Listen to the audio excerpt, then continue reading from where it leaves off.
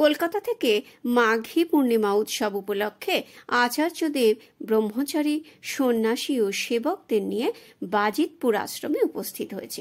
এখানে হাজার হাজার মানুষের সমাগম হয় এই উৎসব উপলক্ষে এবং সকলেই প্রসাদ পায়।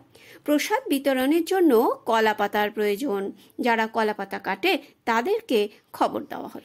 আশ্রমের দিকে রাস্তায় যেতে যেতে শ্মশান আর আশ্রমের মাঝে খালের উপর সাঁকোতে দাঁড়িয়ে চারজন নিজেদের মধ্যে পরামর্শ করল। একজন বলল, এবার সাধুর নিকট কলাপাতা কাটার মজুরি 10 আনার জায়গায় 11 আনা চাইব, তাহলে আমাদের হাতে কিছু পয়সা থাকবে।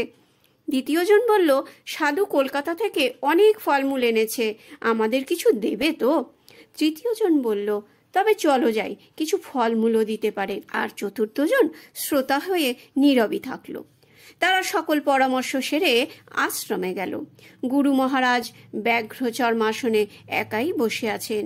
চারজন ঘরে ঢুকতেই মহারাজ মৃদু হেসে তাদের আপ্যায়ন করলেন। বললেন, বেশ তো, এবার 11 আনাই দেবক্ষণ, তোমরা পাতা কাটার ব্যবস্থা করো।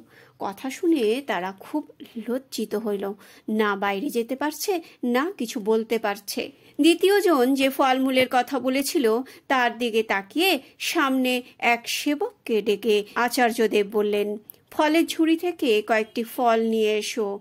গুরু মহারাজ ফলগুলি দ্বিতীয় জনের হাতে দিয়ে একটু হেসে বললেন, এই ফলগুলো কলকাতা থেকে আনা হয়েছে। ফলগুলি হাতে নিয়ে তারা দ্রুত পদে বাইরে বেরিয়ে গেল। ঘরের বাইরে এসে তারা যেন হাঁপ ছেড়ে বাঁচল।